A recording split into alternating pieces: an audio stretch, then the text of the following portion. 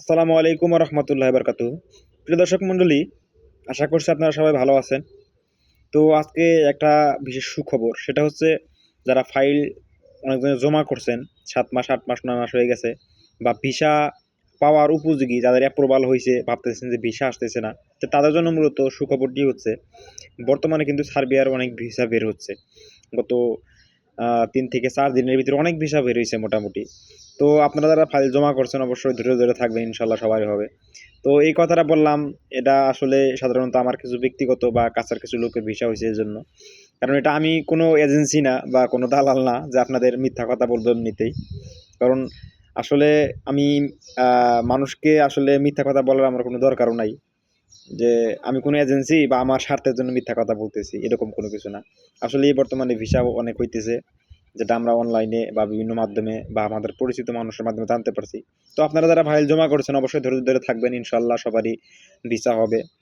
তো এরপরেও আপনারা আল্লাহ ভরসা, এরপর আল্লাহরে ডাকেন, ইনশাআল্লাহ আপনাদের ভিসা হয়ে যাবে। সবাই আসলে ধৈর্য ধারণ করে, আল্লাহ আসলে কারো নিরাশ করে না। বিষয়টা সবাই মাথায় রাখবেন। কারণ দেখা যায় যে অনেক ৭ মাস, ৮ মাস, ৯ মাস হয়ে গেছে। এখনো কোনো কিছু আসলে হয় নাই। ভাই আসলে সর্বনিম্ন ১ বছর একটা রেঞ্জের ভিতরে আপনারা থাকবেন। আমি প্রত্যেকটা ভিডিওতে কিন্তু বলি যে আপনারা ধৈর্য ধারণ করবেন, মিনিমাম ১ বছর ধৈর্য ধারণ করবেন। কারণ ভিসার যে সিস্টেমগুলা, যে প্রসেসিংগুলা, এটা আস্তে, আস্তে বা স্লোলি একটা প্রসেসিং এর মাধ্যমে হয়। হয়তোবা আপনি জমা করছেন দিকে আপনার বিষয়টা নিয়েই যে কাজ করবে এরকম না। আর আপনার আগেও অনেক ফাইল জমা হইছে বা জমা আছে। তো একটা সিরিয়াল মেইনটেইন করে কাজগুলা করা হয়। এই কারণেই মূলত দেরি হয় বা বিভিন্ন আপনার হয়তোবা ডকুমেন্টে কোনো সমস্যা থাকতে পারে বা আপনার যেকোনো সমস্যার কারণে বা প্রশাসনিক কোনো সমস্যা থাকতে পারে। সব সমস্যার ভিতর দিয়া বা একটা সিরিয়ালের ভিতর দিয়া কাজ হয়, এই কারণে হয়তোবা দেরি হয়।